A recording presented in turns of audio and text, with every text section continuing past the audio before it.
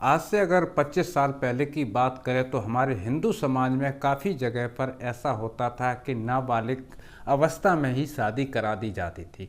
ऐसी एक सत्य घटना है भरतपुर के रहने वाले एक रागिनी के साथ में क्या हादसा होता है। रागिनी का जो पति था वह फौज में भर्ती हो जाता है और काफ़ी समय तक रागिनी और उससे अपने पति का मिलाप नहीं हो पाता है। रागिनी और उसके पति का नाम था रविंदर और रविंदर डिस्ट्रिक्ट करौली यानी भरतपुर के आसपास ही करौली पड़ता है, वहाँ का रहने वाला था और इन दोनों की बचपन में सगाई हो जाती है। जब समय गुजरने लगता है तो रविंदर की जो सर्विस थी वह फौज में लग जाती है।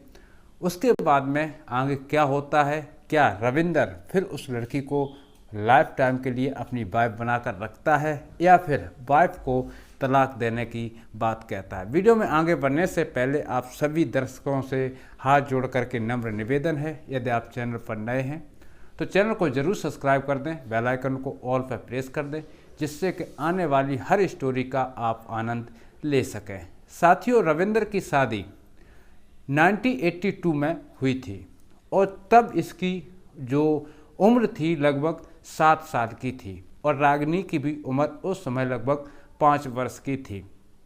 कहा ऐसा जाता है कि राजस्थान में काफ़ी इलाकों में ऐसा होता है कि नाबालिग अवस्था में ही शादियां करा दी जाती हैं।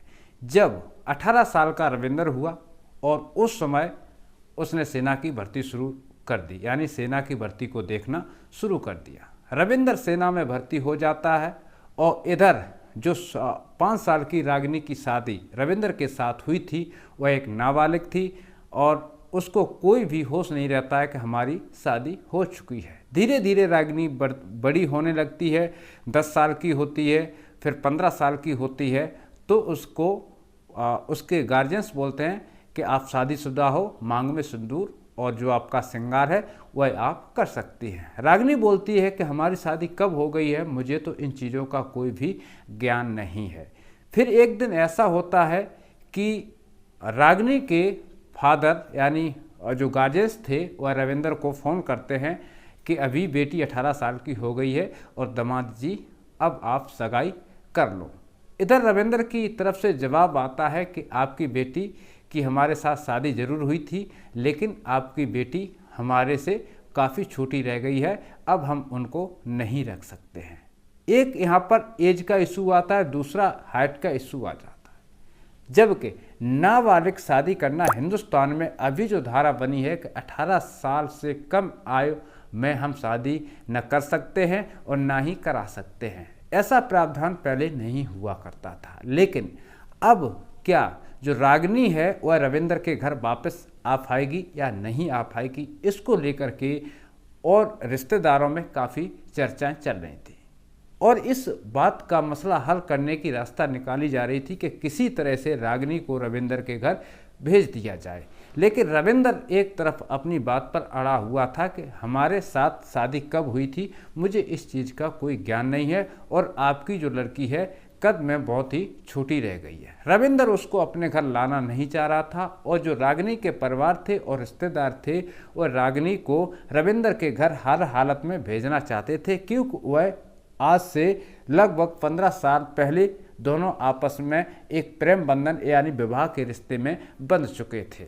यानी नाबालिग ना ही तो उस रविंदर को याद था अपने विवाह के बारे में और ना ही रागिनी को अपने विवाह के बारे में याद था। लेकिन जो माँ बाप बोलते हैं उसी को लेकर के जो बच्चे हैं गाइडलाइंस में आगे रहते हैं, क्योंकि ये तो सबको मालूम था कि जो नाबालिग शादियाँ हैं ये एक बहुत ही कष्ट भरी शादियाँ होती है। आगे आने वाले भविष्य में लड़का लड़की को चाहे या लड़की किसी और को चाहे, ये कहना एक बहुत ही मुश्किल बात हो सकती है। आखिर रागिनी ने सोचा और जो उसके रिश्तेदार थे उन्होंने भी सोचा कि अगर रविंदर नहीं रखेगा तो मैं फौज में जा कर के एक बार इसकी कंप्लेंट जरूर करूंगा, क्योंकि रविंदर फौजी था और फौज में ऐसा होता है कि पारिवारिक जो ब्यौरा होता है क्या उसमें रागिनी का नाम है या नहीं है।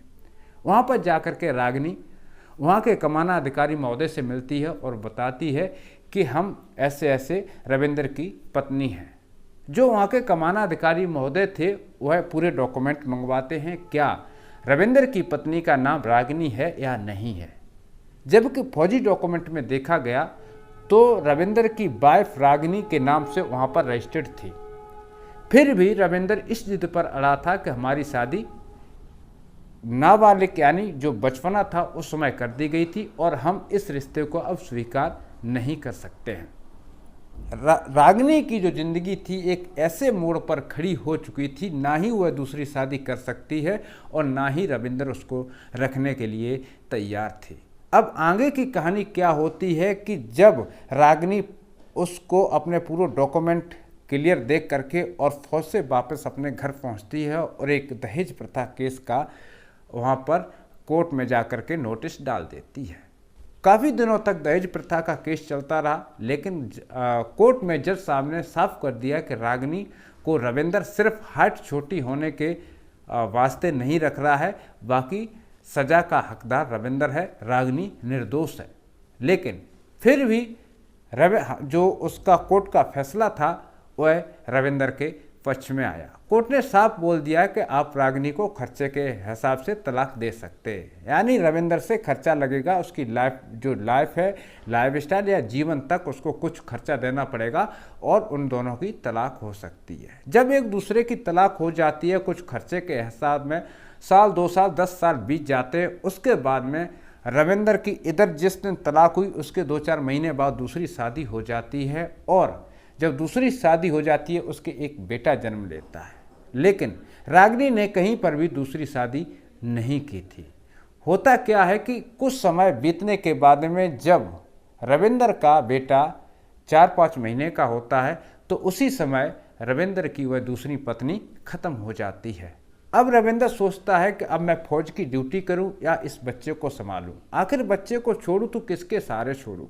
एक जिंदगी इस मोड़ पर रविंदर की आके अटक गई कि अब रागिनी की धीरे धीरे से उसको याद सताने लगी। अब उसने सोचा कि शायद किस्मत को यही मंजूर था, हमने रागिनी के साथ में गलत किया और उसी का हर्जाना आज मुझे भरना पड़ रहा है। और रविंदर के दिल में ये ठेस पहुंची कि क्या रागिनी को अब अपनाना चाहिए या नहीं।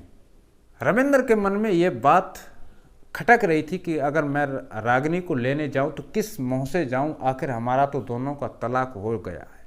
लेकिन रविंदर का दिल नहीं माना, उस बच्चे की खातिर मौसी समझ करके वह रागिनी के घर यानी अपनी पहली ससुराल में पहुंचता है और कहता है कि हम आपको लेने आए। रागिनी ने समझा कि दाल में कुछ काला है, हो सकता है कि हम इसके हिस्से की कुछ पेमेंट ले रहे हैं जिसकी वजह से ये मेरे साथ में कुछ गलत काम कर सकता है, मैं तो इसके साथ नहीं जाऊंगी।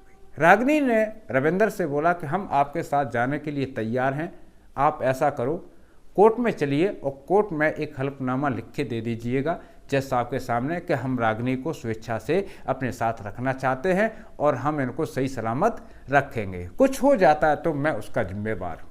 रविंदर ने जैसा रागिनी ने कहा वैसा रविंदर ने किया। कोर्ट में जाकर के एक हल्फनामा लिखता है और वह जज साहब को दे सौंपता है और वहाँ से रागिनी को विदा करा के घर ले आता है। तो दोस्तों इस कहानी का जो सिद्धांत था वह एक ही है, जो किस्मत में लिखा है वही आपको मिलेगा। किस्मत से ज़्यादा वक्त से पहले कोई चीज़ नसीब नहीं होती और शादी एक ऐसा बंधन है, चाहे बीवी काली हो या गोरी है तो आखिर बीवी, तो हमें नारी समाज का सम्मान करना चाहिए। और सबसे बड़ी चीज़ है कि हमें सम्मान तभी मिलेगा जब हम नारी का सम्मान करेंगे। इसी के साथ मैं लेता हूं आप सभी दर्शकों से अनुमति, मिलूंगा अगले वीडियो में नई कहानी के साथ। तब तक के लिए सभी दर्शकों को जय हिंद, जय भारत, वंदे मातरम।